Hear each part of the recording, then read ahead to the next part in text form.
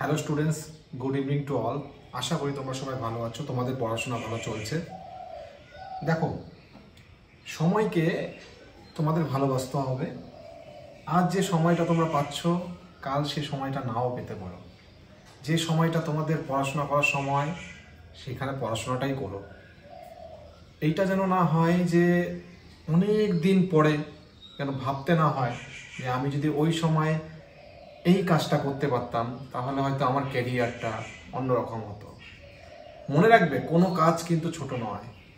তুমি যে কাজ করবে, তুমি দায়িত্বের সঙ্গে যে কাজ পালন করবে এবং তুমি সাধারণ মানুষদের জন্য কাজ করবে, এটা তো সত্যিই গর্ব করার বিষয়। এবং সেই জন্য তোমাদের সেই স্কোপটাকে নিয়ে আসার জন্য ডব্লিউবিপি কনস্টেবল 2024 এর নোটিফিকেশন কিন্তু বেরিয়ে গেছে।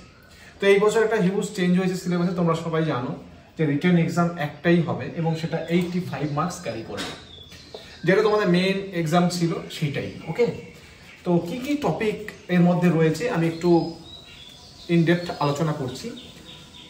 প্রথমত যে জিনিসটা আমাদের প্রত্যেকটা এক্সামে আসে সেটা হচ্ছে ইংলিশ। ম্যাক্সিমাম এক্সামগুলোতে কিন্তু দেখা যায় যে ইংলিশ, এবং এই ইংলিশটা কিন্তু অনেক স্টুডেন্টসের কাছে একটা হেক্টিক ব্যাপার হয়ে দাঁড়ায়। কারণ এতে তাদের দোষ নেই, কারণ সঠিক গাইডেন্স পায়নি, সঠিক কাজ করা হয়নি। এই জন্য তারা কিন্তু ইংলিশে ল্যাক করছে। কোনো অসুবিধা নেই, আমি তোমাদের যে ইংলিশের ক্লাসগুলো নেবো সেগুলো ফলো করো। আশা করি তোমাদের এক্সামের আগে আমি কমপ্লিট করে দেবো। যেহেতু আমার কাছে এখন ডিজিটাল বোর্ড এসব কিছু নেই, তোমাদের একটু অ্যাডজাস্ট করে নিতে হবে।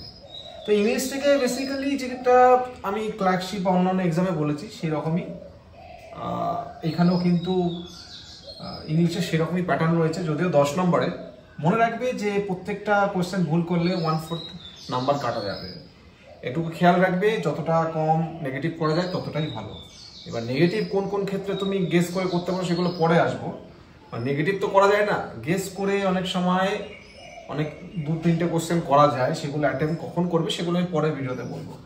আজকে দেখি ইংলিশ থেকে synonyms, antonyms, correct form of verbs, error correction, spelling, idioms, one word substitution, narration, voice change এবং প্রিপোজিশন এক্সেট্রা, এইগুলোই মূলত দেবে।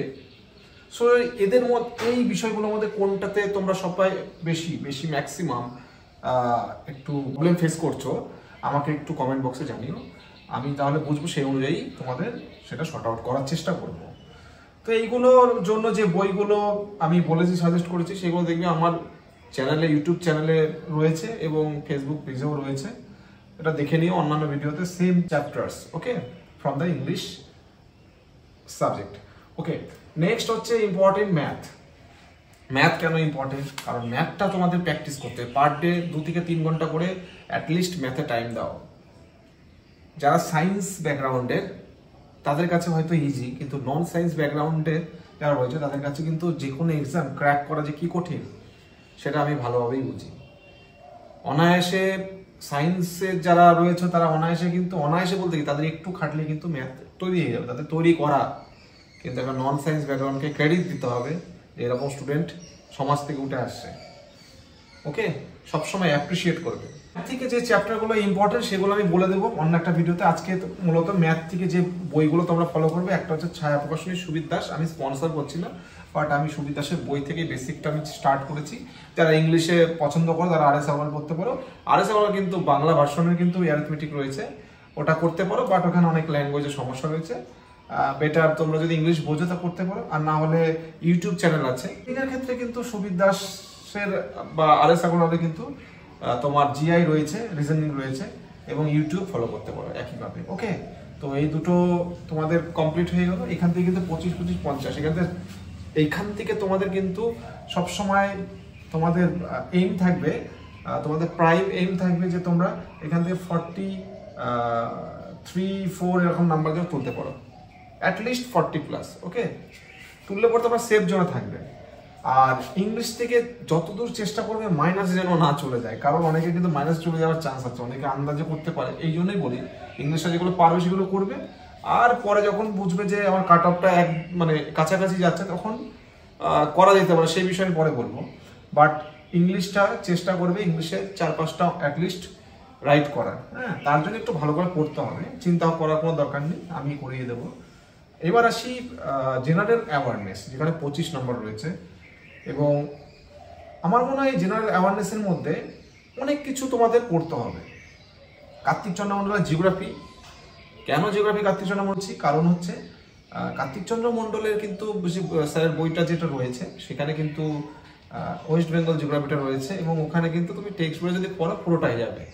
ইদার তুমি টেক্সট বই পড়তে পারো, না হলে কিন্তু ওর এমসিকিউ বই রয়েছে। ওকে, কার্তিক চন্দ্র মণ্ডলের দেখবে 5000-এর একটা এমসিকিউ বই রয়েছে, ওটাও কিনতে পারো, একদম ওটা পড়ে যাও। ওকে, থরলি পড়ে যাও। ছায়া প্রকাশনী হিস্ট্রি বই পড়তে পারো, পলিটিও ছায়া প্রকাশনী পড়তে পারো, কারেন্ট অ্যাফেয়ার্সের জন্য অ্যাচিভার্স, ওকে অ্যাচিভার্স পড়তে পারো, বা পেপার পড়তে পারো, বা ইংলিশ। আমি কেন অ্যাচিভার্স বলছি, কারণ ইংলিশ স্বাচ্ছন্দ্য বোধ করে ইংলিশে, তাহলে কিন্তু তার জন্য অনেক কিছু রয়েছে, জিকে টুডে রয়েছে, স্টাডি আইকিউ রয়েছে। অ্যাচিভার্স ইটসেলফও বাংলায় হলে পরে ভালো পড়তে পারবে, তো বাংলা যারা দিচ্ছ তারা অ্যাচিভার্স। স্ট্র্যাটেজি কিন্তু লুসেন্টের পেছনে এবং অনলাইনে অনেক জায়গায় পিডিএফ পাওয়া যাবে, আর যদি না পাও আমি প্রোভাইড করে দেবো। ওকে, এইগুলো খেয়াল রাখবে। আর সবসময় মনে রাখবে তোমাদের বেসিক যে জিনিসগুলো করতে হবে সেটা, তার মধ্যে হচ্ছে WBCS এর প্রিভিয়াস ইয়ার্সের কোশ্চেন তোমাদের 100%, এটা কিন্তু মেন্স আর প্রিলিমস দুটোই তোমাদের সলভ করতে হবে। এটা সলভ না করলে পিছিয়ে যাবে। আর মনে রাখবে এইখান থেকে কিন্তু কোশ্চেন দেয়, আমি দেখেছি কোশ্চেনে অনায়াসে কিন্তু 70+ পাওয়াই যায়, অনায়াসে বলছি। তোমাদের আটমোস্ট মানে তোমাদের হার্ড ওয়ার্ক করতে হবে, তবেই অনায়াসে কথাটা আসবে, নাহলে কিন্তু মুখ থেকে সহজে বেরোবে না। আমি অনায়াসে এই জন্য বলছি, কারণ প্র্যাকটিসটা অনেকটাই আমি করেছিলাম, ওই জন্য তোমাদের বলছি। হ্যাঁ, ডোন্ট টেক ইট রং। তো এই হলো তোমার মোটামুটি সিলেবাস এবং প্যাটার্ন, কোশ্চেন প্যাটার্ন কীরকম আসতে পারে, বা কোন কোন সেগমেন্ট থেকে কোশ্চেন আসবে, সেগুলো সম্পর্কে তোমাদের সামনে আলোচনা করলাম।